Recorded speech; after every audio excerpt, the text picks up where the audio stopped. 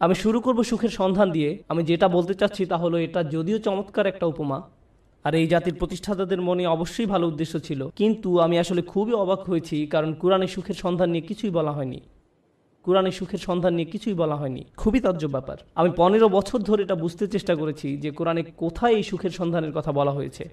আল্লাহ এই ব্যাপারে কথা বলেননি, কিছুই বলেননি। আর এটা আমাকে ভাবায় যে আধুনিক সভ্যতার জন্য এত গুরুত্বপূর্ণ একটা ব্যাপার, মানুষ সুখী হতে চায়, কিন্তু আল্লাহ এই ব্যাপারে কিছুই বলেননি। কোরআনে এটা বলা নেই কিভাবে সুখের সন্ধান পেতে হবে। আর এটা খুবই আকর্ষণীয় ব্যাপার যে কোরআনের সবচেয়ে বড় যে অনুভূতির কথা বলা হয়েছে তা হলো সন্তুষ্টি।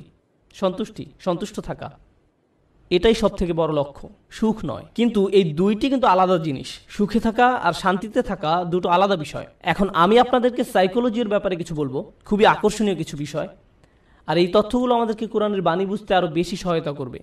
আর আমার আলোচনার পুরোটাই নিয়ে।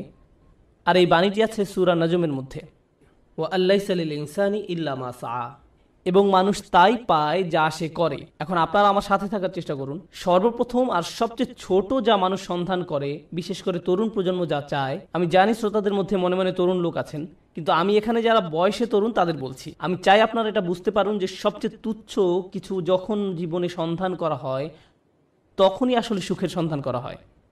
এটা আসলেই সব থেকে তুচ্ছ। আমি বলছি কেন আমার এই ধারণা। যেমন শনিবারে ঘুম থেকে উঠে বাড়ির কাজ করতে ইচ্ছা করে না, তাই 12টা পর্যন্ত ঘুম দিয়ে ওঠেন আপনি। আপনার তখন কি অনুভূতি হয়? আপনি তখন সুখী। সুখী হওয়া আসলে কষ্টের কিছু না। কোনো কোনো ছেলে সারা রাত ভিডিও গেমস খেললো, তার মাথা ব্যথা করে, কিন্তু যেহেতু সে গেম শেষ করতে পেরেছে তাই সে সুখী। কেউ কাজে যাওয়ার আগে ফোন পায় যে আজকে আবহাওয়া খারাপ তাই কাজে যেতে হবে না, এতেই তারা সুখ বোধ করে। সুখ পাওয়া খুবই সহজ, বিশেষ করে ছোট জিনিসের ক্ষেত্রে। অবশ্য সম্পর্কের থেকে সুখী হওয়া এর চেয়ে কঠিন। বাবা মাকে সুখী করা, অথবা বাবা মা যেন আমার উপরে খুশি থাকে, এটা করা কঠিন। আর স্ত্রীকে খুশি করা, এটা নিয়ে কথা না বলাই ভালো। আসুন আমরা এটা নিয়ে কথা না বলি। কিন্তু শুধু নিজের জন্য, যেমন আপনি একটা সিনেমা দেখলেন, আপনি এতেই খুশি। অথবা আপনার বন্ধুর সাথে দেখা হলো, আপনি খুশি। আপনি আপনার পছন্দের রেস্টুরেন্টে খেতে গেলেন, আপনি অনেক খুশি। এটা খুব কঠিন কিছু না। কিন্তু এটা যেমন দ্রুত আসে তেমনি দ্রুত চলেও যায়, চলেও যায়, চলে যায়, এবং আপনার আবার ভালো না লাগা শুরু হয়। আপনি হতাশ হয়ে যান এবং আবার সুখী হওয়ার চেষ্টা করেন। এটা অনেকটাই মাদকাসক্তির মতো, কারণ এটা আপনার সাথে সর্বদা থাকে না। আর এটাই হলো সবচেয়ে নিম্ন স্তরের সন্ধান। তাই মানুষ যখন বলে আমি শুধু সুখী হতে চাই, আমি আসলে জানি না সে কি বোঝাতে চাচ্ছে। কারণ কোনো মানুষই সবসময় সুখী নয়। আল্লাহ আমাদেরকে অনেক অনেক অনুভূতি দিয়েছেন এই জীবন অভিজ্ঞতা অর্জনের জন্য, এবং এর সবগুলোই সুস্থ জীবনের অংশ। সুখ হলো এদের একটি মাত্র। যদি আপনার আকাঙ্ক্ষা শুধু সুখী হওয়া হয়, তাহলে আমাকে বলতেই হচ্ছে যে আপনি হতাশ হবেন। সুখ কখনোই ঘটবে না, আপনি কখনোই চিরসুখী হতে পারবেন না। এটা আসলে এভাবে কাজ করে না। আমি বলছি না যে আপনাকে হতাশ হতে হবে। আমি যা বলতে চাচ্ছি তা হলো সংগ্রামও জীবনের একটি অংশ। যখন আপনি বার্ষিক পরীক্ষার জন্য প্রস্তুত হচ্ছেন, আপনি কিন্তু সুখী নন। বা 3 ঘন্টার পরীক্ষার মাঝে আপনি সুখী নন। যারা ব্যায়াম করেন তারা তাতে সুখ পান না। হ্যাঁ, ফলাফল দেখে তারা অবশ্যই সুখী হন, কিন্তু ঘাম ঝরানো পরিশ্রম করার সময় নিশ্চয়ই তারা সুখী নন। নিজের চেহারা দেখলেই বুঝতে পারবেন, ঠিক যেন সিলভেস্টার ট্যালনের মতো। যাই হোক, তাহলে সবচেয়ে নিম্ন স্তরের আকাঙ্ক্ষা কি? সুখ। আসুন এবার পরের ধাপ দেখি। পরের ধাপ মানে এটা অর্জন করতে আরও চেষ্টা করতে হয়। আর আমার বড় নয়, আমি যতই উপরের ধাপে যাব সেটা অর্জনের জন্য ততই কষ্ট করতে হবে। তো এর পরের ধাপ হলো কুল দেখানোর আকাঙ্ক্ষা। এটা সুখের আকাঙ্ক্ষা নয়, আকাঙ্ক্ষা হলো কুল হওয়ার। কুল হওয়া মানে হলো কেউ আমাকে নিয়ে ঠাট্টা করবে না, আমি বাকি সবার মতোই হব। কেউ আমাকে নির্দেশ করে বলবে না যে তুমি এমন কাপড় কেন পরছো, এমন কথা কেন বলছো, তোমাকে এমন দেখাচ্ছে কেন, তুমি এভাবে চলো কেন, ওদের সাথে কেন মেশো, এটা কেন কিনছো, ওটা কেন করছো, গাড়ি কেন চালাও। আপনাকে আলাদা করে ভাববে, আপনি এটা চান না। আপনি যে কোনোভাবে সবার সাথে মিশে যেতে চান এবং কারো সমালোচনার বস্তু হতে চান না। আপনি অদৃশ্য হয়ে যেতে চান বাকি সবার মাঝে, যেন আপনাকে বাকি সবার মতো কুল ভাবা হয়। আর এই জন্য পরিশ্রম করতে হয়। উদাহরণ হিসাবে বলা যায়, আপনারা যারা হাই স্কুলে পড়ছেন, আপনি স্কুলে কি পোশাক পরে যাচ্ছেন সেটা আসলেই একটা বড় ব্যাপার। আপনি যখন আলমারি থেকে একটা কাপড় বের করেন বা জুতা হাতে নেন পরার জন্য, তখন আপনার মনে এই প্রশ্ন আসে যে কে আপনার পোশাক নিয়ে মজা করতে পারে। সত্যি সত্যি আপনার মনে এই ভাবনাটি আসে। অথবা আপনি যখন কাপড় কিনতে দোকানে যান, আপনার বাবা হয়তো আপনাকে টাকা দিয়েছেন কিছু কেনার জন্য। আপনি যাই কিনেন না কেন, অনেক কিছু কেনার পেছনে একমাত্র কারণ হলো যখন আপনি এইসব পরবেন তখন লোকে কি বলবে। এটাই হলো কুল হওয়ার আকাঙ্ক্ষা। বাদ বাকি 10 জনের মাঝে মিশে যেতে হলে আপনাকে পরিশ্রম করতে হবে। এমন কিছু করা খুব সহজ যাতে মানুষ আপনাকে আজব ভাববে, কিন্তু বাকি সবার মতো চলতে গেলে কিছু কাজ করতেই হবে। অনেক তরুণকে এই জন্য নিজের পছন্দ বাদ দিতে হয়, তাদের এমন অভিনয় করতে হয় যা আসলে তারা নয়। আমি কিছু তরুণকে চিনি, ধরুন 14-15 বছর বয়স, একজনের কথা মনে আছে, সে বেসবল টুপি পরতো কারণ এটা তখন ফ্যাশন ছিল। তার প্যান্ট ঝুলে থাকতো। সে আমার কাছে এসে কান্না শুরু করলো। আমি তার কাছে বসলাম, আর সে আমাকে বলল, আমি এমন কাপড় পরতে পছন্দ করি না, আমি এটা ঘৃণা করি। কিন্তু আমি যদি এমন না করি তাহলে বাকিরা আমাকে নিয়ে মজা করে। আমি তাই বাধ্য হয়ে এমন করি। আমি গালি দিতে পছন্দ করি না, কিন্তু প্রায় গালি দেই যখন স্কুলে থাকি, কারণ আমাকে বাকিদের মতো হতে হবে। তাহলে সবচেয়ে তুচ্ছ আকাঙ্ক্ষা হলো সুখের আকাঙ্ক্ষা। এর পরের ধাপ হলো কুল হওয়ার আকাঙ্ক্ষা। এর পরের পর্যায়ে কি? জনপ্রিয় হওয়ার আকাঙ্ক্ষা। আমি সবার মাঝে মিশে যেতে চাই না, আমি সবচেয়ে জনপ্রিয় হতে চাই। আমি এমন হতে চাই যেন সবাই আমার বন্ধু হতে চায়। এমন হতে চাই যেন সবাই লাঞ্চের সময় আমার কথা শোনে। আমি এমন হতে চাই যেন কেউ আমাকে নিয়ে মজা করার আগেই যেন আমি তাদেরকে নিয়ে মজা করতে পারি। আর প্রায় সময় আপনারা দেখবেন যে স্কুলে যেসব বাচ্চারা জনপ্রিয়, তাদের জনপ্রিয়তার কারণ হলো তারা অন্যদেরকে নিয়ে মজা করে, আর সবাই তাদের ভয় পেয়ে তাদের কথা মতো চলে, যেন তারা কেউ পরবর্তী শিকারে পরিণত না হয়। যদিও আমি এখানে অল্প বয়স্কদের কথা বলছি, কিন্তু এমনটা প্রাপ্তবয়স্কদের ক্ষেত্রেও হয়, অবশ্যই হয়। আমাদের আঙ্কেল আন্টিদের ক্ষেত্রেও হয়ে থাকে, কোনো সন্দেহ নেই। জনপ্রিয়তার মানে হলো আমি চাই সবাই আমাকে নিয়ে কথা বলুক, আমি সবার মনোযোগের কেন্দ্রে থাকতে চাই, আমি চাই সবাই আমাকে নিয়ে মন্তব্য করুক। আমি কোনো ছবি পোস্ট করব, টুইট করব, ভিডিও বানাবো, যা কিছুই করি মানুষ যেন আমাকে নিয়ে কথা বলে। যখন আমাকে নিয়ে কথা বলা কমে যাবে তখন আমাকে নতুন কিছু আবার করতে হবে যেন মানুষ আমাকে নিয়ে মেতে থাকে। জনপ্রিয়তার আকাঙ্ক্ষা খুবই আজব একটি জিনিস, কারণ এর কারণে মানুষ নিজেই নিজের অপমান করে। যেমন মিউজিক ইন্ডাস্ট্রিতে যখন এমন হয় কোনো শিল্পীর গান খুব হিট করলো, সবাই সেই গান ডাউনলোড করলো, তারপর যখন তার জনপ্রিয়তা কমে গেল তখন তাকে নিজেকে অপমানিত করতে হবে, নোংরা ভিডিও বানাতে হবে বা কোনো কাহিনী তৈরি করা যেন পত্রিকাগুলো তাকে নিয়ে মেতে থাকে। অন্তত সেখানে জনপ্রিয়তা থাকবে, কারণ তারা নিজের গুণের কারণে আর জনপ্রিয়তা পাচ্ছে না। তাদের পরের গানগুলো বা ভিডিওগুলো আগের মতো বিক্রি হচ্ছে না। এটাই হলো জনপ্রিয়তার আকাঙ্ক্ষা। জনপ্রিয় হওয়ার জন্য পরিশ্রম করতে হয়, টাকা পয়সা খরচ করতে হয়, সময় দিতে হয়, নিজের ভাবমূর্তির জন্য কাজ করতে হয়, আর ভাবমূর্তি রক্ষা করাই তখন সবচেয়ে গুরুত্বপূর্ণ হয়ে যায়। সমাজে অবস্থান ধরে রাখাই তখন মুখ্য হয়ে দাঁড়ায়। এটা হলো পরের পর্যায়। কিন্তু এর উপরে আরও ধাপ আছে। এরপর এর উপরে রয়েছে আর এক ধরনের প্রচেষ্টা, সেটা হলো সম্মানের পেছনে ছুটে চলা। কলেজের ছাত্রদের কাছে এটা বেশি গুরুত্বপূর্ণ প্রাথমিক বা হাই স্কুলের ছাত্রদের চেয়ে। এইমাত্র আমি কি বললাম? সবার নিচে সুখ, তারপরে কি? কুল, সামাজিকতা, তারপর জনপ্রিয়তা। সম্মান মানে হলো আপনি আপনার নিজের সাথে এমন কিছু যুক্ত করতে চান যেটা অনেক মূল্যবান। আপনি মানুষকে বলতে চান, জানো আমি হার্ভার্ডে গিয়েছিলাম। আপনি তাদের বলেন না যে আপনি সেখানে সাপ্তাহিক ছুটি কাটাতে গিয়েছিলেন, আপনার বন্ধুর সাথে দেখা করতে গিয়েছিলেন, কিন্তু আপনি আপনার নিজের নামের সাথে একই বাক্যে হার্ভার্ড শব্দটা ব্যবহার করতে ভালোবাসেন। সত্যি কথা হলো, আপনি যদি হার্ভার্ডের নবীন ছাত্র হন, আপনি কি অর্জন করেছেন? কিছুই না।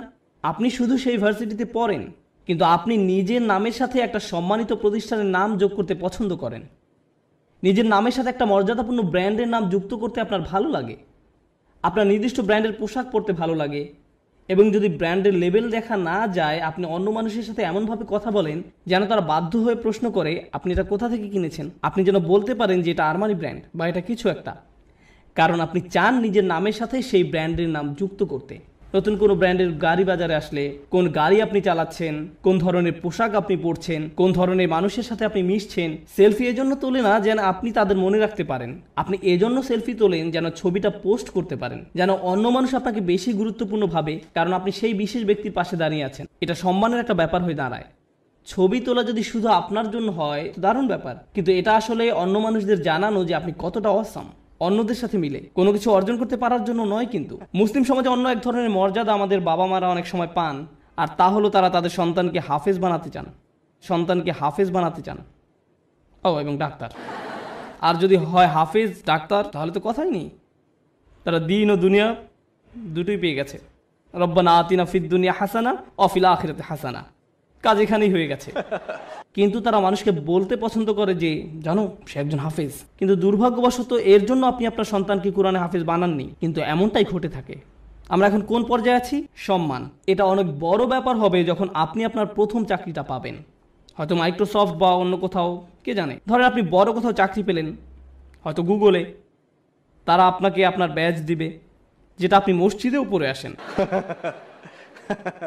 যেন কেউ প্রশ্ন করে যে তুমি কি অনেক বেশি গুগল ব্যবহার করো, যে তারা তোমাকে একটা বিশেষ ব্যাচ দিয়েছে, আর আপনি তখন বলার সুযোগ পান না না আমার সেখানে চাকরি হয়েছে। আপনি মানুষকে জানাতে চান যে আপনি কি অর্জন করেছেন। তাফাখুরুম বাইনাকুম, কোরআনে এটাকে এভাবেই বলা হয়েছে, অন্যদের দেখানোর ইচ্ছা যে আপনার কি মর্যাদা আছে। যাই হোক, আমি আবার একদম নিচ থেকে শুরু করতে চাই। প্রথমে কি ছিল? সুখ। দ্বিতীয়, সামাজিকতা। কুল। তৃতীয়, জনপ্রিয়তা। চতুর্থ, সম্মান। তার উপরে টাকার পিছনে ছুটে চলা। কিছু মানুষ আছে যারা সুখকে পাত্তা দেয় না, তারা সামাজিকতার কথা ভাবে না, তারা জনপ্রিয়তা চায় না, এমনকি সম্মানও নয়। একটা জিনিসকেই তারা গুরুত্ব দেয়, আর সেটা হলো টাকা। তারা জানে কিভাবে অনেক টাকা উপার্জন করতে হয়। এই মানুষগুলো ময়লা জামা, পুরনো ছেঁড়া জিন্স পরে থাকে, 88 মাজদা মিয়াটা গাড়ি চালায়, কিন্তু এই সব নিয়ে তাদের কোনো ভ্রুক্ষেপ নেই, কারণ তারা মাসে $10 মিলিয়ন উপার্জন করে। আমার এমন মানুষের সাথে দেখা হয়েছে যারা বছরে শত শত মিলিয়ন ডলার উপার্জন করে, এবং আপনি বুঝবেনই না সেটা, কারণ তার চুল উস্কো খুস্কো, তার মধ্যে এক অন্যরকম ভাব আছে যে সে ব্যস্ত, বা ব্যস্ততার জন্য নাও হতে পারে, কারণ সে এগুলো পাত্তাই দেয় না। সে শুধু জানে কিভাবে ব্যবসা করতে হয়। ব্যবসায় সে একটা বিস্ময়, আর সেটা নিয়েই সে শুধু চিন্তা করে। সে খালি এটাই চিন্তা করে যে বিক্রয় কিভাবে বাড়ানো যায়, কিভাবে ব্যবসার আরো সম্প্রসারণ হবে, কিভাবে আমি নতুন ওয়্যার হাউস খুলবো। সুবহানাল্লাহ, তারা অবিশ্বাস্য ধরনের মানুষ। যাই হোক, ময়ের উপরে উঠলে কি আরো কঠোর পরিশ্রম করতে হয়। সুখী হতে কোনো পরিশ্রম করতে হয় না, সবার মতো হতে কিছু পরিশ্রম করতে হয়। জনপ্রিয় হতে আরো কিছু কাজ করতে হয়। সম্মান বা সম্মানিত কিছুর সাথে জড়িত হওয়ার জন্য আরো শ্রম দিতে হয়। অনেক টাকা কামাতে হলে অনেক শ্রম দিতে হয়। এক অবিশ্বাস্য রকমের কর্মস্পৃহা লাগে, তারা কোনো বিরতি নেয় না। এর উপরে উঁচু স্তর আছে। যাই হোক, আমি যখন বলছিলাম কিছু একটা করতে বেশি শ্রম দিতে হয়, যখনই আমি কোনো উঁচু লেভেলের কথা বলি, আপনাকে সেখানে যেতে বেশি কষ্ট সহ্য করতে হবে, আপনাকে যন্ত্রণা সহ্য করতে হবে সেখানে পৌঁছাতে। সুতরাং আমরা এখন টাকার উপরে লেভেলে আছি, আর টাকার উপরে সেই মানুষটা শুধু 1 নম্বর হতে চায়। তারা যে কোনো কাজে চরম উৎকর্ষতা অর্জন করতে চায়, তারা অন্যদের ছাড়িয়ে যেতে চায়। আমি শুধু আমার কোম্পানির প্রোগ্রামার হতে চাই না, আমি এই কোম্পানির শীর্ষস্থানীয় প্রোগ্রামার হতে চাই। আমি শুধু এই ক্লাসের ছাত্রই হতে চাই না, আমি 1 নম্বর হতে চাই। আমি শুধু এসএটি পরীক্ষায় বেশি নম্বর পেতে চাই না, আমি সর্বোচ্চ নম্বর পেতে চাই। আমি শুধু বাস্কেটবল খেলোয়াড় হতে চাই না, আমি NBA তে যেতে চাই, আর আমি MVP হতে চাই। কখনোই খুশি হতে পারে না। তারা শুধু নিজেদেরকে আরো কঠোর পরিশ্রম প্রচেষ্টা চালাতেই থাকে, তারপরেও তারা নিজেদেরকে নিয়ে সন্তুষ্ট হতে পারে না। এই ধরনের মানুষরা তাদের কাজে চরম উৎকর্ষ অর্জন করতে সক্ষম হয়, সেটা পড়াশোনায় হোক, শরীরচর্চায় হোক, বা অ্যাথলেটিক হোক, তাদের কর্মক্ষেত্রে, তাদের গবেষণা যাই হোক না কেন, তারা তাদের শীর্ষস্থান অর্জন করা চাই। তাদের 1 নম্বর হতে হবে। নিজেদের নিয়ে কখনোই খুশি হতে পারে না। তারা নিজেদেরকে কার সাথে তুলনা করে এটা জানা খুব গুরুত্বপূর্ণ। নিজেকে তারা গতকালকের সাথে তুলনা করে। তারা আর কাউকেই পাত্তা দেয় না, কারো দিকে তাকায় না। তারা জানে তারা আরো ভালো করতে পারে, তাই তারা কখনোই সন্তুষ্ট হতে পারে না। তারা কখনো কাজ না করে বসে থাকে না। তারা সব সময় বলতে থাকে আমাকে আরো কাজ করতে হবে। অন্য সবাই হয়তো বলবে আপনি সত্যি বিস্ময়কর, কি চমৎকার কাজ করেছেন আপনি, তো তাতে কি, আমি জানি এর চেয়েও ভালো করার ক্ষমতা আমার আছে। তাই তারা মানুষের প্রশংসা, সুনাম কিছুকেই গুরুত্ব দেয় না। যারা ভাবে যে তারা আসলে দারুণ কাজ করছে, কিছুকেই গুরুত্ব দেয় না। তারা চেষ্টা করেই যায়। আর এমন একটা উদাহরণ হলো মাইকেল ফেলপস, ঠিক কিনা? কত মানুষ তার প্রশংসা করেছে সব রেকর্ড ভেঙে ফেলার জন্য, কিন্তু আপনার কি ধারণা যে সে বসে ভাবছে আমি তো রেকর্ড ভেঙেছি, এখন আমার সম্মান আছে, তাই আমি এখন কিছুটা অবসর নিতে পারি? সে কি অর্জনের চেষ্টা করেছে? উৎকর্ষতা। তাই সে কখনোই সন্তুষ্ট হতে পারবে না। সে চেষ্টা করতেই থাকবে, মেশিনের মতো সামনে যেতেই থাকবে আরো দ্রুত গতিতে। এমন মানুষ দুনিয়াতে খুব কমই আছে, খুবই কম। অনেকেই এখানে বসে আছেন যারা স্কুলে পাশ করার গ্রেড পেলেই খুশি, তখনই তারা সুখের খোঁজে প্লে স্টেশন নিয়ে খেলতে বসে যায়। আবার এমনও মানুষ আছে যারা 99 পেলেও নিজের উপর অসন্তুষ্ট, কিভাবে আমি এই ভুলটা করলাম। এমনটা সাধারণত ছেলেরা করে না, মেয়েরা করে। উৎকর্ষতা অর্জনের ব্যাপারে কথা বলতে বলতে আরো একটা কথা বলতে চাই, যে আমি জীবিকা অর্জনের জন্য কি করি। আমার সত্যিকার অর্থে কোনো চাকরি নেই, কিন্তু আমার ক্যারিয়ারের একটা অংশ হলো যে আমি কম বয়স্ক ছেলে মেয়েদেরকে আরবি শিখাই। এটা একটা বেশ ইন্টেন্সিভ প্রোগ্রাম।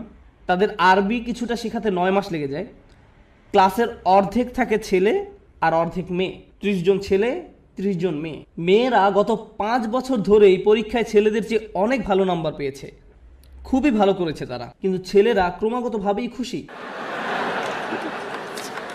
মেয়েরা সবসময় মন খারাপ করে থাকে, আমাকে বলে উস্তাদ আমি জানি আমি 100 পেয়েছি, কিন্তু আমি নিশ্চিত নই যে আমি ঠিকমতো বুঝতে পেরেছি কিনা। এদিকে এক ছেলে 25 নম্বর পেয়েছে, আর সে বলছে ওকে আমি বুঝতে পেরেছি। আমি পুরোপুরি ভিন্ন প্রজাতির মানুষদের সাথে কাজ করছি একই ক্লাসরুমের মধ্যে, তাদের পুরোপুরি ভিন্ন মন মানসিকতা। তাই আমার ছেলেদের বলতে হয় যে মন দাও, অপদার্থ কোথাকার, তুমি বোঝোনি, কিছু কাজ করো। আর এদিকে মেয়েদেরকে আমার বলতে হয় ও শান্ত হও, শান্ত হও, তুমি ঠিকই বুঝতে পেরেছো। আমি তো ছেলেদেরকে বলতে পারি না হালকাভাবে নিতে, কারণ এর চেয়ে বেশি হালকাভাবে নেওয়া যায় না, এটা সম্ভব নয়। সুতরাং আমরা কোথায় পৌঁছেছি, কি নিয়ে কথা বলছিলাম? ও ঠিক আছে, আমাকে একটু সাহায্য করুন। একদম নিচ থেকে আবার শুরু করতে চাই। সুখ, সামাজিকতা, জনপ্রিয়তা, সম্মান, টাকা, উৎকর্ষ। উৎকর্ষের উপর কি থাকতে পারে? উৎকর্ষের উপরও একটা কিছু আছে, আর সেটা হলো প্রভাব। প্রভাব, আমি কি পেলাম সেটা গুরুত্বপূর্ণ নয়। আমি গুরুত্ব দেই না যদি আমি অন্যদের চেয়ে বেশি টাকা উপার্জন করি। আমি পাত্তা দেই না যদিও আমি 1 নম্বর, আমার কাছে সেটা গুরুত্বপূর্ণ নয়। আমি অন্যদের জন্য কিছু করতে চাই, আমি একটা উত্তরাধিকার রেখে যেতে চাই। যখন আমি চলে যাব দুনিয়ার বুকে আমি আমার চিহ্ন রেখে যেতে চাই যে আমি কিছু একটা করেছি যেটা এই জায়গাটাকে অন্যদের জন্য আরও ভালো জায়গায় পরিণত করেছে। আমি প্রভাব বিস্তারকারী ব্যক্তি হতে চাই অন্য জিনিসের উপরে এবং অন্য মানুষের উপরে, আমার চারপাশের পরিবেশের উপরে। আমরা এখন অমুসলিমদের কথা বলছি, আমরা এখনো বিশ্বাসীদের কথা বলছি না। আমরা জানি এমন মানুষ আছে যারা MBA শেষ করেছে সবচেয়ে ভালো ভার্সিটি থেকে, যারা হয়তো লাখ টাকা স্যালারি পেতে পারতো ভার্সিটি থেকে বের হয়ে, তারা সেই বেতন ত্যাগ করে এমন প্রতিষ্ঠানে যোগ দিচ্ছে যারা সামাজিক দায়বদ্ধতার জন্য কাজ করে। তারা অনেক কম বেতন নিচ্ছে কারণ তারা টাকায় বিশ্বাস করে, তারা অনেক বেশি প্রভাবের উপর বিশ্বাস করে। তাই তারা বরঞ্চ এমন প্রতিষ্ঠানের সাথে কাজ করছে যারা শিক্ষা পদ্ধতিকে পুনর্গঠন করতে সাহায্য করছে। বা কোনো ডাক্তার যে হয়তো অনেক টাকা উপার্জন করতে পারতো, যে রেসিডেন্সি শেষ করে কাজে যোগদান করতে প্রস্তুত, সেই সময় সিদ্ধান্ত নিল যে সে 3 বছর ডক্টরস উইদাউট বর্ডার্স NGO-তে কাটাবে। আপনি এমনটা শুনেছেন কখনো? আপনার জীবনের ঝুঁকি থাকে এদের সাথে কাজ করতে। যুদ্ধ বিধ্বস্ত অঞ্চলেরা মানবিক কাজ করে। কিন্তু কেন এই ছেলেটা যাচ্ছে, কেন এই মেয়েটা যাচ্ছে? কারণ পয়সা আসা শুরু করলে আমি কোন ধরনের গাড়ি কিনবো সেটা নিয়ে দুশ্চিন্তা না করে সে বেশি চিন্তিত পৃথিবীতে সে কি প্রভাব রেখে যেতে পারবে সেটা নিয়ে। তারা সাহায্য করতে চায়, তারা ভালো কিছু করতে চায়। আর এই ধরনের নিঃস্বার্থপরতা খুব কম মানুষেরই থাকে, কম মানুষেরই থাকে। এই মইয়ের যত উপরে আমরা যাই ততই কম মানুষ আপনি পাবেন, আর তারা বিস্ময়কর মানুষ। তারাই হচ্ছেন সেই মানুষ যারা দুনিয়ায় পরিবর্তন এনেছে, যারা দুনিয়ায় পরিবর্তন এনেছে। চিন্তা করুন নেলসন ম্যান্ডেলা বা তার মতো কেউ, এমন মানুষ যাদের জেলে যেতে হয়েছে কারণ তারা কোনো কিছুতে বিশ্বাস করতেন, কারণ তারা প্রভাবে বিশ্বাস করতেন, তারা নিজের চেয়েও বেশি কিছু করতে চান, তারা বৃহৎ স্বার্থে নিজেদের বলি দিয়েছেন, তারা নিজেদের কথা চিন্তাই করেননি, তারা কোনো এক উদ্দেশ্যের দাস। আর তাই এই মানুষগুলো হলো সেই মানুষ যারা প্রভাবের জন্য কাজ করে। তারা উৎকর্ষ সাধনকারীদের চেয়েও অনেক উপরে। উৎকর্ষ এই মানুষগুলোর জন্য স্বয়ংক্রিয়ভাবেই চলে আসে। উৎকর্ষ সাধন করা তাদের লক্ষ্য নয়, এটা উপজাত হিসেবেই আসে। কেন জানেন? কারণ যদি আপনি সেরকম প্রভাব রাখতে চান আপনাকে অনবরত চেষ্টা করেই যেতে হবে। আপনি হয়তো ভাবতে পারেন যে প্রভাব সৃষ্টি এটাই হয়তো সর্বোচ্চ শিখর, কিন্তু না, এর থেকেও বড় কিছু আছে। এর উপরে আছে চূড়ান্ত সত্য। কেউ কেউ ন্যায়ের খোঁজ করে, কেউ কেউ সত্যের খোঁজ করে, কেউ কেউ আদর্শের খোঁজ করে।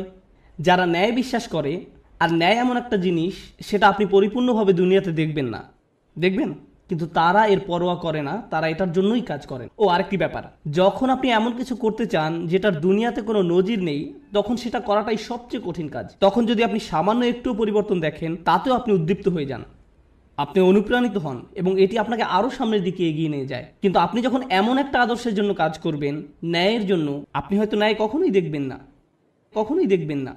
এই লোকেরা কেমন করে নিজেদেরকে অনুপ্রেরণা দিবে যখন তারা এমন কিছুর জন্য কাজ করে যেটা দেখা যাচ্ছে না? এরাই হচ্ছে সবচেয়ে অসাধারণ, সবচেয়ে সহনশীল ব্যক্তি। একবার তারা একটা আদর্শের পিছনে পড়লো, সবাই তাকে পাগল ভাবলো, কিন্তু তার কিছু এসে যায় না, তারা এগিয়েই চলেন। তাই এখন আমি শুরু করতে চাচ্ছি একদম সর্বোচ্চটা দিয়ে, যেটা হলো সত্যের খোঁজ। প্রসঙ্গত বলে রাখি যে আমাদের সকল নবী আলাইহিস সালামের পথে ছিল সত্যের অন্বেষণ, সত্যের অন্বেষণ। তারা মানুষের সাথে সত্যটা শেয়ার করতে আগ্রহী ছিলেন। এবং অনেক সময়ই রাসূলুল্লাহ সাল্লাল্লাহু আলাইহি ওয়াসাল্লাম হাদিস থেকে আমরা জানি কিয়ামতের দিন অনেকেই, মানে অনেক নবী আল্লাহর সামনে দাঁড়াবেন যাদের পেছনে কোনো অনুসারীই থাকবে না, একজন অনুসারীও নয়, 1 বা 2 না, একেবারে শূন্য, শূন্য। তাদের লক্ষ্যটা কি ছিল? সত্য।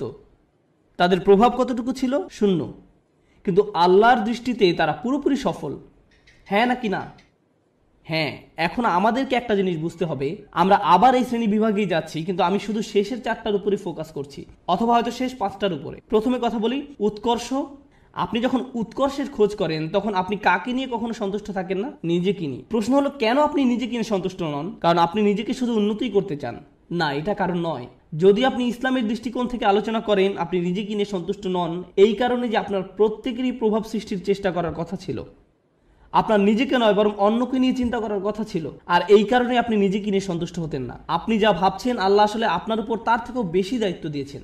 আমি চাই যে আপনারা দুটো জিনিস নিয়ে চিন্তা করুন। এটা কোরআনের একটি অন্যতম শক্তিশালী বক্তব্য। যেহেতু এটা পরিষ্কারভাবে অনুবাদ করা হয়নি তাই অনেক সমস্যা সৃষ্টি করে। লা ইউকাল্লিফুল্লাহু নাফসান ইল্লা উসআহা। আল্লাহ কোনো ব্যক্তির উপরই বোঝা দেন না। এখন যেই অংশটা আসছে সেটা হচ্ছে দুর্বল অনুবাদ, তাদের সাধ্যের অতিরিক্ত। আল্লাহ আপনার উপর সেই বোঝা চাপাবেন না যা আপনি বহন করতে পারবেন না। এই অনুবাদের জন্য আরবিটা হওয়া দরকার ছিল লা ইউকাল্লিফুল্লাহু নাফসান ইল্লা বিউসইহা। তাদের সাধ্য পর্যন্ত বোঝাতে সেখানে একটা বা থাকার কথা ছিল, কিন্তু শব্দটা হচ্ছে ইল্লা উসআহা, অর্থাৎ কাল্লাফাল্লাহু উসআনা। অর্থটি এখন পুরোই পরিবর্তিত হয়ে গেছে। প্রচলিত অনুবাদটা একদম ন্যূনতম অর্থ প্রকাশ করে, কিন্তু আপনি জানেন এই আয়াতের সত্যিকার অর্থ কি? আপনার মাঝে যে সম্ভাবনা আছে তার অতিরিক্ত কোনো কিছুর বোঝা আল্লাহ আপনাকে দেননি। ভেবে দেখুন আমি কি বলছি। আল্লাহ আপনাকে এমন কিছু বোঝা দেননি যেটা আপনার মাঝে যেই সম্ভাবনা আছে তার অতিরিক্ত। আপনার মাঝে কি আরো উন্নতি করার সম্ভাবনা আছে? হ্যাঁ। আপনি কি আরো বেশি করতে পারতেন? হ্যাঁ। এবং যেটা করতে পারেন কিন্তু করেননি, আল্লাহ আপনাকে সেটার জন্য জিজ্ঞাসাবাদ করবেন। শুধু একদম ন্যূনতম দায়িত্বটুকু নয়, বরং সর্বোচ্চটুকু। আল্লাহ চান যে আপনি নিজেকে উন্নত করতে থাকুন এবং দেখান যে আপনি আসলে কতটুকু নেয়ার জন্য তৈরি ছিলেন। এটাই হচ্ছে এখানে প্রচেষ্টার ধারণা। আমরা সুখের অন্বেষণ অস্থির নই, বরং ওটা এর সাথে বোনাস হিসাবে আল্লাহ দেবেন। আমরা অন্যের কাছে কুল বা পরিপাটি হিসাবে পরিচিত হতে চাই না। কেউ একজন একটা বোকার মতো কাজ করেছে এবং আপনি ওই নির্বোধের মতোই কাজ করতে চাচ্ছেন। আমরা কারো কাছে জনপ্রিয় হতেও আগ্রহী নই। কেন জানেন? কারণ সবার যাদের জীবনের উদ্দেশ্য সম্পর্কে কোনো ধারণা নেই, আপনি তাদের মাঝে জনপ্রিয় হতে চান মানে হচ্ছে আপনি তাদের মাঝে সবচাইতে বোকা। আমরা সম্মানের কাঙালও নই, কারণ আমরা জানি সম্মান আসে আল্লাহর তরফ থেকে। অনেক নবী ছিলেন গৃহহীন, কিন্তু তাদের সম্মান ছিল। নবীদেরকে মানুষরা ধিক্কার দিত, কিন্তু তারপরও তাদের ছিল উচ্চ সম্মান। এখন আমাদের কাছে সম্মানের সংজ্ঞাটাই ভুল। আমরা ভুল জিনিসের সাথে এটাকে জড়িয়ে ফেলেছি। ঠিক আছে, যখন উৎকৃষ্ট হবার চেষ্টা করার ব্যাপার আসে আমাদের মুসলিমদের মাঝারি ধরনের জিনিসে সন্তুষ্ট হবার অবকাশ নেই, কোনো সুযোগ নেই। আপনি একজন মুসলিম হিসেবে নিজেকে আরো উন্নত করার জন্য ক্রমাগত চেষ্টা করতে থাকবেন। আপনি যে কাজই করে থাকেন না কেন, আপনি যদি মুখস্থ করে থাকেন তাহলে আপনি আরো বেশি মুখস্থ করার চেষ্টা করুন। আপনি যদি পড়াশোনা করে থাকেন তাহলে আরো বেশি পড়াশোনার চেষ্টা করুন। আপনি যদি কাজ করে থাকেন তাহলে আপনি আরো বেশি কাজ করার চেষ্টা করুন। আপনি যদি স্বেচ্ছাসেবী হয়ে থাকেন তাহলে আরো বেশি স্বেচ্ছাসেবা করার চেষ্টা করুন, বিশেষভাবে যখন আপনার বয়স কম। কারণ এখন দায়িত্ব অনেক কম।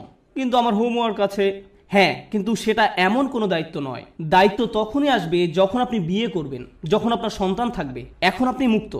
এখন আপনার যে স্বাধীনতা আছে সেটা জীবনের আর কোনো পর্যায়েই থাকবে না। পেছনে বসে ভিডিও গেমস খেলার সময় নয় এটা। এখন শুধু বসে থেকে মুভির পর মুভি দেখার সময় নয়। এখন সময় নয় যে নতুন অ্যাভেঞ্জার্স বা এরকম কিছু নিয়ে আপনি ব্যস্ত থাকবেন। এটা সেই সময় নয়। পুরো পৃথিবী অপেক্ষা করছে আপনি কি প্রভাব ফেলবেন দুনিয়াতে সেটার জন্য। আপনি এমনি বসে সময় নষ্ট করতে পারেন না। অন্যরা করতে পারে, ভালো, তাদের কোনো বৃহত্তর লক্ষ্য নেই, কিন্তু আপনাকে হতে হবে শ্রেষ্ঠ, কারণ আপনি এখন থেকেই প্রভাব সৃষ্টি করা নিয়ে চিন্তা করেন। দর্শকদের মাঝে বসে থাকা প্রত্যেক তরুণ ছেলে এবং মেয়ের চিন্তা করা উচিত, আল্লাহ আমাকে কি দিয়েছেন, আমাকে আল্লাহ কোন গুণটি দিয়েছেন, এবং এই গুণটি দিয়ে আমি দুনিয়াতে কি পরিবর্তন আনতে পারি, এই গুণ দিয়ে আমি কি করব। আর আপনি যখন এটা নিয়ে চিন্তা করবেন তখন আপনি সত্যিকারভাবে বুঝতে পারবেন আপনি কিসের জন্য কাজ করছেন। আপনি কাজ করছেন আল্লাহর সাথে দেখা হবার স্বপ্ন নিয়ে, এবং সেটাই হচ্ছে আমাদের আসল সত্য। আপনি আল্লাহকে এটা দেখাতে চান যে আপনি আপনার সামর্থ্যের মধ্যে যা আছে তার সবটুকু করেছেন। সবচেয়ে ভালো ঘুমের অভ্যাস আপনার থাকা উচিত, সবচেয়ে ভালো খাবার সবচেয়ে ভালো ব্যায়াম করার অভ্যাস আপনার থাকা উচিত, আপনার হওয়া উচিত সবচেয়ে ভালো ইবাদতকারী, আপনার হওয়া উচিত সবচেয়ে পড়াশোনায় উন্নত। আপনার জীবনে আপনি যা যা করে থাকেন প্রত্যেকটি কাজে আপনার উৎকর্ষ অর্জনের চেষ্টায় রত হতে হবে। আপনার বাজে জাঙ্ক খাবার খাওয়ার অভ্যাস ত্যাগ করা উচিত। আপনি এমন কেউ হবেন না যারা অযথা ঘুরে ফিরে আড্ডা দিয়ে সময় নষ্ট করে। আপনি অবশ্যই অবসর কাটাবেন, কিন্তু এমনকি যখন আপনি খেলবেন তখনও সবচেয়ে ভালো খেলুন। স্কুলের বা কলেজের অন্য ছেলেরা যখন তাকে দেখবে তারা বলবে আমি এর মতো হতে চাই, তার সবকিছু অসাধারণ, তার সবকিছুতেই সে চ্যাম্পিয়ন। আপনাদের তেমন লোক হওয়া উচিত। উম্মার এরকম লোক দরকার, শ্রেষ্ঠ লোক, এবং এ ধরনের লোকেরাই প্রভাব সৃষ্টি করতে পারে। আরেকটি ব্যাপার কি জানেন, আমাদের বাবা মায়েরা খুবই দুঃখজনক, কারণ তাদেরকে কখনো এটা শেখানো হয়নি, তারা কখনো এই যে সিঁড়িটা এর সাথে পরিচিত হননি। তাদের কাছে সর্বোচ্চ শিখর মানে হচ্ছে সম্মান, আর এর উপরে গেলে টাকা পয়সা। তাই আপনাদেরকে নিয়ে তাদের একমাত্র চিন্তা হচ্ছে সম্মান আর অর্থ। একটা চাকরি খোঁজো যেন তুমি সম্মান পেতে পারো। আর আমরা বলতে পারি আমাদের ছেলে একটা চাকরি করে, সে ডাক্তার, সে এটা সে ওটা, আর হয়তো আমাদের এক সময় অনেক টাকাও হবে আর আমরা সেটা মানুষকে দেখাতে পারবো। শেষ, এটাই তাদের একমাত্র চিন্তা। আর তারা সবসময় জিজ্ঞাসা করে তুমি কোথায় কাজ করবে, কেমন করে তুমি আরো টাকা রোজগার করবে, কখন আমরা বাড়ি কিনবো। সবকিছুই শেষ হয় সম্মান এবং অর্থতে গিয়ে। কিন্তু জীবনে এর উপরেও কিছু আছে। অর্থের উপরে কি? টাকা পয়সা, উৎকর্ষ, কে আপনাকে উৎকর্ষ বা শ্রেষ্ঠত্ব অর্জনের দিকে ধাবিত করবে? আমরা শুধু অর্থ এবং সম্মান নিয়ে চিন্তা করতে করতে জীবন শেষ করে ফেলি। মুসলিমদের মাঝে কত ছেলেমেয়ে ডাক্তার হয়েছে, আমি সবসময় তাদের উদাহরণটাই দিই, কারণ এদেরকেই সবচেয়ে বেশি হতাশ দেখি আমি। তারা ডাক্তার হয়েছে শুধুমাত্র এই কারণে যে তাদের মা বলেছে কিংবা বাবা বলেছে। আমি কখনোই আমার কোনো সমস্যা হলেও এরকম ডাক্তারের কাছে যেতে আগ্রহী নই। আমি বরং এমন কারো কাছে যাব যে ডাক্তার হয়েছে কারণ তারা মানবতার সেবা করতে চায়, তারা তাদেরকে নিয়ে চিন্তা করে, তারা দুর্নীতিগ্রস্ত ইন্স্যুরেন্স কোম্পানি থেকে পরবর্তী টাকা আসার অপেক্ষা করে না, তারা আসলে মানবতা নিয়ে চিন্তিত। আমি এ ধরনের ডাক্তারের সাথে সম্পর্ক রাখতে, নিজে এবং বাচ্চাদেরকে নিয়ে যেতে আগ্রহী। প্রভাব সৃষ্টিকারী ব্যক্তি। এখন এই ব্যাপারে আমার শেষ কথা, লাইসা লিল ইনসানি ইল্লা মা সা। মানুষের কিছুই থাকবে না শুধুমাত্র তারা যে চেষ্টা করেছে তা ছাড়া। আবার শুরু করি। সুখের সন্ধান, কুল, সামাজিক বা পরিবারটি হওয়ার বাসনা, জনপ্রিয় হবার আকাঙ্ক্ষা, সম্মান পাবার আকাঙ্ক্ষা, অর্থপ্রাপ্তির আকাঙ্ক্ষা, উৎকর্ষ লাভের আকাঙ্ক্ষা, প্রভাব সৃষ্টিকারী হবার ইচ্ছা এবং সত্য পাবার প্রচেষ্টা। জানেন আল্লাহর কাছে সবচেয়ে মূল্যবান কোনটি? এই সব কিছুর মাঝে আল্লাহর কাছে সবচেয়ে প্রিয় হচ্ছে আপনার প্রচেষ্টা। অর্থ নয়, প্রভাব না, শ্রেষ্ঠত্ব না, এই সব কিছুই আসবে, কিন্তু আল্লাহ আপনার কাছ থেকে যেটা দেখতে চান সেটা হচ্ছে প্রচেষ্টা। প্রচেষ্টা। আমি আপনাদের বলেছি নবী আলাইহিস সালামদের কথা, যারা শেষ বিচারের দিন আল্লাহর সামনে দাঁড়াবেন কতজন উম্মত নিয়ে? 0। কিন্তু তারপরেও আল্লাহ তাদেরকে জান্নাতের সর্বোচ্চ আসনে আসীন করবেন, কারণ আল্লাহ সম্মান জানাবেন তাদের প্রত্যয়কে, তাদের প্রচেষ্টাকে, তাদের চারিত্রিক দৃঢ়তাকে। তারা কঠিন সময়ে পড়েছিলেন এবং তারা সেটা মোকাবেলা করেছেন। যদি আপনি নূহ আলাইহিস সালামের প্রতি বছরের একটা প্রোগ্রেস রিপোর্ট দেখতে চান, চলুন একটা গ্রোথ চার্ট বানিয়ে দেখি কতজন মানুষ মুসলিম হয়েছে প্রতি বছর, যেমনটা করা হয় প্রতি বছর প্রতিবেদনে। কতজন মানুষ মুসলিম হয়েছে প্রতি বছর? 950 বছর। চার্ট নিশ্চয়ই ঊর্ধ্বমুখী ছিল না, বরং সেটা ছিল অপরিবর্তনশীল, এমনকি কখনো কখনো হয়তো নিম্নমুখীও ছিল। কেউ হয়তো ইসলামের খুব কাছাকাছি এসেছে, আবার দূরে সরে গেছে। এর মানে কোনো প্রভাব তৈরিই হয়নি। আমরা নূহ আলাইহিস সালামের কোন জিনিসটাতে এত সম্মান করি? ক্রমাগত এবং ক্রমাগত প্রচেষ্টা। আমাদেরকে হতে হবে ক্রমাগত প্রচেষ্টারত এবং প্রত্যয়ী মানুষ। আল্লাহর সামনে দাঁড়ানোর মতো কিছুই থাকবে না যদি আমাদের এই প্রচেষ্টাটুকু না থাকে। তরুণরা দয়া করে মনোযোগ দিয়ে শুনেন আমি কি বলছি। একটু চিন্তা করো, তোমার জীবনের সার্থকতা কোথায়? যদি তোমার জীবন মানে হয় শুধু একটা ভিডিও গেম থেকে অন্য ভিডিও গেম, যদি তোমার জীবন মানে হয় শুধু টিভি শোয়ের একটা পর্ব থেকে অন্য পর্ব, তুমি কিসের জন্য চেষ্টা করছো? এতে কি আসে যায় যদি তুমি একটা ভিডিও গেমে ট্রফি জিতো অথবা 100% সিনক্রোনাইজেশন পাও? এতে কি আসে যায়? কি এমন হবে এতে? পৃথিবীর জন্য তা কোনো পরিবর্তনই আনবে না। তুমি কতগুলো পুশ আপ করতে পারো এটা কেউ গুরুত্ব দেয় না। তোমাকে এর চেয়ে বেশি কিছু চিন্তা করতে হবে, এর চেয়ে বড় উচ্চ মর্যাদাশীল কিছু চিন্তা করতে হবে। এবং যখন তুমি সেটা করা শুরু করবে, আল্লাহ তোমাকে সুখ দিবেন। যখন তুমি সত্যিকার অর্থেই চেষ্টা করবে, জীবনটা তখন অর্থবহ হবে। আর জীবনটা যখন অর্থবহ হবে, সুখ এবং আনন্দ এনে দেবে। যখন তোমার জীবনে কোনো প্রচেষ্টা থাকবে না, তখন জীবনের কোনো অর্থ তুমি খুঁজে পাবে না। তুমি তখন কোনো কিছুতেই কোনো সুখ বা আনন্দ খুঁজে পাবে না। তুমি যতই গান শোনো, তুমি যতই ঘুরতে বেড়াতে যাও, যতই পার্টি করো, তোমার জীবনে কখনোই সুখের দেখা পাবে না। তোমার সব সময় বিরক্ত লাগবে, নিজের কাছে নিজেকে ভালো লাগবে না। গুরুত্বপূর্ণ হচ্ছে প্রত্যয়, যেটা তোমাকে উপলব্ধি করতে হবে। তোমাদের তরুণ প্রজন্মকে হতে হবে অসম্ভব এবং অসম্ভব প্রত্যয়ী। আল্লাহ বলছেন ওয়ান্না সায়াহু সাওফা ইউরা। আমার খুবই পছন্দের একটি আয়াত, এবং আমি এই আয়াতটি দিয়েই শেষ করতে চাই। এবং তার প্রচেষ্টা বা প্রত্যয় খুব শীঘ্রই দেখা যাবে। তার চেষ্টা খুব শীঘ্রই কি দেখা যাবে। এ প্রসঙ্গে আমি বলতে চাই, তুমি যখন কাউকে তোমার রিজিউম দেখাও, আমি অমুক স্কুল থেকে গ্র্যাজুয়েট হয়েছি, আমি অমুক জায়গায় কাজ করেছি, অমুক প্রজেক্টে কাজ করেছি, তখন তুমি তোমার রিজিউমে লেখো তোমার রেজাল্ট নাকি তোমার প্রচেষ্টা? তুমি তোমার প্রচেষ্টার কথা লিখো না, তুমি লিখো তোমার রেজাল্টের কথা। তুমি লেখো না যে তুমি আসলেই অনেক কঠোর পরিশ্রম করেছো ফাইনাল সেমিস্টারে এবং পরীক্ষাটা দিতে গিয়ে অর্ধমিত হয়ে গিয়েছিলে। এগুলো তুমি তোমার সিভিতে লেখো না। তুমি লেখো তুমি অমুক প্রজেক্টে কাজ করেছো, কিন্তু এটা লেখো না যে তোমাকে অনেক কষ্ট করতে হয়েছে। তাই নয় কি? শুধু তাই নয়, কিছু সময় তুমি অনেক চেষ্টা করো কিন্তু তুমি পাস করতে পারো না। অথবা এরকম যে তুমি অসম্ভব রকমের চেষ্টা করেছো একটা প্রজেক্টের জন্য, কিন্তু সেটা সফলভাবে শেষ করতে পারোনি। অথবা তুমি তোমার আশানুরূপ গ্রেড পাওনি, যেটা তোমার পাওয়া উচিত ছিল। আমরা মানুষেরা মানুষকে কিসের ভিত্তিতে বিচার করি? আমরা মানুষকে বিচার করি রেজাল্ট দিয়ে।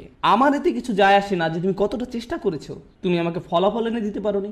আমার এতে কিছুই আসে যায় না যে তুমি কতটা চেষ্টা করেছো, তুমি পাস করতে পারোনি, গ্রাজুয়েট হতে পারোনি। বুঝতে পেরেছো ব্যাপারটা? কিন্তু আল্লাহ তোমার বিচার তোমার রেজাল্ট দিয়ে করবেন না। আল্লাহ তোমার বিচার করবেন কিসের ভিত্তিতে? প্রচেষ্টা। আল্লাহ বলছেন এবং তার প্রচেষ্টা, তার অধ্যবসায়গুলো খুব শীঘ্রই দেখা যাবে। এটা একটা অসাধারণ ব্যাপার। কেননা পৃথিবীর বুকে কোনো মানুষই আমার প্রচেষ্টা দেখবে না, কোনো মানুষই আমার প্রচেষ্টা দেখবে না। আমি তোমার প্রচেষ্টা দেখব না, অথবা তুমি আমার প্রচেষ্টা দেখবে না, কিন্তু তিনি হচ্ছেন শুধুমাত্র আল্লাহ, যিনি আমাদের প্রচেষ্টা অধ্যবসায়গুলো দেখবেন। আমরা সবাই দেখি ফলাফল, আমরা হচ্ছি ফলাফল সর্বস্ব মানুষ। আল্লাহ হচ্ছেন বিচারক, যিনি দেখেন প্রচেষ্টা। সুবহানাল্লাহ, কতই না মহান আমাদের প্রভু। কেউ তোমার প্রচেষ্টার মূল্য দেবে না এক আল্লাহ ছাড়া, সুতরাং কখনোই তোমার প্রচেষ্টাকে খাটো করে দেখবে না। মানুষ হয়তো মূল্য দিচ্ছে না তুমি যে কাজগুলো করছো, এবং তুমিও সাথে সাথে ভাবতে শুরু করে দাও যে এগুলোর আসলেই কোনো মূল্য নেই, কিন্তু মনে রেখো এটা মূল্যবান আল্লাহর কাছে। আল্লাহর কাছে এটা অত্যন্ত মূল্যবান। আজকের আলোচনা ওই অংশটা বিশেষভাবে বোনদের জন্য ছিল, কারণ তারা কঠোর পরিশ্রম করে এবং তাদের মনে হয় এই চেষ্টায় কোনোভাবেই কিছু হবার নয়। ছেলেরা এমন নয়, কারণ ছেলেরা কোনো খাটুনি করে না এবং তারা মনে করে যে আমি অনেক করেছি, আমি কত কঠোর চেষ্টা করেছি। ছেলেরা নিজেদের সাথে মিথ্যাচার বন্ধ করো। তোমাদের নিজেদের এটা বলা বন্ধ করতে হবে যে তুমি যথেষ্ট করেছো। তোমার অলসতা দূর করতে হবে। ভাইরা, শয়তান তোমাদের ধ্বংস করে দিচ্ছে, সে তোমাদের ধ্বংস করছে। তোমরা এত অলস। নিজেদের কাছে যুক্তি দেওয়া বন্ধ করো এবং কাজ করো, বেশি করে কাজ করো, আবেদন করতে থাকো, করতেই থাকো, অন্যদের সাথে এই ব্যাপারে কথা বলতে থাকো, নেটওয়ার্কিং করো। থেমে যে বলো না যে আমি সব রকম চেষ্টা করেছি তারপর ফল পাইনি। না, তুমি সব রকমের চেষ্টা করোনি। উদ্যম হারিও না, এটা করা তোমাদের শিখতে হবে। তোমরা তোমাদের বোনদের কাছ থেকে শিখো। তারা হলো একটু অপেক্ষা করো, আমি তোমাদের ব্যাপারেও বলবো। কিছুক্ষণ পরেই তোমরা আর খুশি হবে না। তোমাদের সমস্যা কি জানো? সুখের সন্ধানের কথা এখন ভুলে যাও। তোমাদের সমস্যা হলো তোমরা সর্বদা নিজেদের ব্যাপারে অনিশ্চিত। তোমরা সবসময় ভাবছো আমি যথেষ্ট নই বা আমি হিসেবের মধ্যেই নেই। হাততালি থামাও। তোমাদের ব্যাপারগুলো সহজভাবে নিতে হবে। তোমাদেরকে বলছি না, তোমাদের এমনিতেই সবকিছু যথেষ্ট, হালকাভাবে নাও। মাশাআল্লাহ, মাশাআল্লাহ। অপরপক্ষে তোমাদের শান্ত হওয়া দরকার। আমার এমন বন্ধুদের সাথে দেখা হয়েছে যারা ইসলাম নিয়ে পড়াশোনা করছে, তারা কোরআন শিক্ষা করছে, কিন্তু আমার এখনো সব শব্দ শেখা হয় নাই। হ্যাঁ, ঠিক আছে আন্টি, শান্ত হন। আপনার সব মুখস্থ হয়নি। আল্লাহ আপনাদের ফলাফলে আগ্রহী নয়। তিনি কিসের প্রতি আগ্রহী? তিনি আগ্রহী আপনার প্রচেষ্টায়। আপনার প্রচেষ্টায় ফলাফল নিয়ে উদ্বিগ্ন হওয়া বন্ধ করুন। আপনি আবার ফল নিয়ে খুব দুশ্চিন্তা করবেন না। আপনি এখনো যা জানেন না, যেটা এখনো অর্জন করতে পারেন নাই, সেটা নিয়ে আপনি বড্ড বেশি ভাবেন। অর্জন নিয়ে চিন্তা করা বন্ধ করুন এবং আন্তরিক, অকৃত্রিম, সর্বোচ্চ যতখানি সম্ভব চেষ্টা করে যায়। আমি বলছি এমনটা করলে আল্লাহর কাছ থেকে ফলাফল আসবেই, কিন্তু সেটা তার সময়সূচি অনুযায়ী আসবে, আপনার নয়। দুইজন মানুষ একদম একই পরিমাণে চেষ্টা করবে, কোনো একজন দেখা যাবে তার চেষ্টার ফলাফল নগদে পেয়ে যাবে, এবং কাউকে বছরের পর বছর অপেক্ষা করতে হবে সমানভাবে ফল পাওয়ার জন্য। এটা আল্লাহর হাতে। এজন্য আপনি বলতে পারেন না সে তো অনেক সুফল পেয়ে গেল আর আমি কিছুই পেলাম না, আমরা তো একই রকমের চেষ্টা করলাম। এটা ঠিক না, না, এটা পুরোপুরি অন্যায্য। কারণ সেই হিসেব আল্লাহর কাছে ন্যস্ত, এবং আল্লাহ শুধু এটাই দেখতে চেয়েছেন যে আপনি কতটা চেষ্টা করেন। ধরুন দুজন মানুষ একদম একই পরীক্ষা দিল। আমার ক্লাসে এমনটা ঘটেছিল। তারা একদম একই পরীক্ষা দেয়। একজন অনেক বেশি পরিশ্রম করে, সে দিন রাত সারাক্ষণ পড়াশোনা করে। এই প্রোগ্রামে আসার আগে সে আমার বন্ধু ছিল, আমরা দুজন বন্ধু ছিলাম। আমি এখন তার শিক্ষক এবং আমি তাকে বলছি যে চলো ঘুরতে যাই। না, আমাকে পড়তে হবে। আমি তোমার শিক্ষক। না, আমাকে পড়তে হবে, পরীক্ষা আছে। আমি তোমার পরীক্ষা সহজ করে নিব, আমি তোমাকে অতিরিক্ত ক্রেডিট দিব। না, আমার পড়া আছে। এই মানুষটা দিন রাত পড়াশোনা করে। আমি জানি যে সে কি পরিমাণ চেষ্টা করলো, তার প্রচেষ্টার কথা আমি জানি। কিন্তু জানেন, সে তার ক্যারিয়ারে খুব উজ্জ্বল, ব্যবসায় এত দক্ষ, পেশাগতভাবে ভীষণ চটপটে ছিল। কিন্তু ব্যাপারটা এমন যেন আল্লাহ তাকে আরবি শেখার জন্য তৈরি করেনি। সে যত বেশি শিখুক না কেন, সে বেশি নম্বর তুলতে পারতো না। কোন মতো পাশ করতো, কোনো মতেই পাশ করতো প্রতিবারই। আর তার পাশের ছেলেটাই অতিরিক্ত প্রতিভাবান, আমার দেখা সবচেয়ে অলস এক মানুষ। সে ক্লাসে সারাক্ষণ ঘুমাতো, কিন্তু সে প্রত্যেকবারই 99 বা 100 পেত। এতে আমার খুবই রাগ হতো। আমি সেই ছেলেকে শূন্য পেতে দেখতে চাইতাম। আমি চাইতাম যে সে শূন্য পাক, আমি যেন তাকে পরীক্ষার খাতা দিয়ে কঠিনভাবে চড় মারতে পারি। আর যেই মানুষটা পড়তে পড়তে নিজেকে শেষ করে দিচ্ছে, সে পরীক্ষায় ব্যর্থ হচ্ছে। শিক্ষক হিসাবে আমি হতাশ হয়ে গিয়েছিলাম। সেই ছাত্রের অবস্থা তাহলে কি চিন্তা করুন। শিক্ষক হিসাবে আমি হতাশ। কিভাবে সম্ভব যে এই ছেলেটা কোনো চেষ্টাই করে না আর সে ভালো ফল পাচ্ছে, এবং এই মানুষটা যত ধরনের চেষ্টা সম্ভব করছে আর সে কোনো ফলই পাচ্ছে না। মনে হতো যেন এটা অন্যায্য। কিন্তু জানেন কি, যখন এই দুই মানুষ আল্লাহর সামনে এসে দাঁড়াবে এবং দুজনই বলবে যে আমি আল্লাহর জন্য আরবি শিখেছিলাম, হে প্রভু, আমি আপনাকে সন্তুষ্ট করার জন্য আরবি শিখছিলাম, আল্লাহ তখন বলবেন দেখি তোমরা কি করেছো। তাদের মধ্যে একজন দেখাবে 99 আর একজন দেখাবে 20 নম্বর। সেদিন আল্লাহর কাছে কোনটা বেশি মূল্যবান হবে? সেই 20 নম্বর অমূল্য। সেদিন এটা মূল্যাতীত।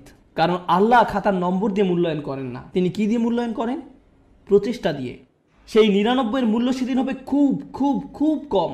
কারণ এটা পাওয়ার জন্য তাকে খুব বেশি চেষ্টা করতে হয়নি। আল্লাহ এভাবেই বিচার করেন। এটা পুরোটাই গুণগত মান সংক্রান্ত, পরিমাণ সংক্রান্ত নয়। মানুষ শুধু পরিমাণ বিচার করতে পারে, আল্লাহ গুণগত মান বিচার করেন।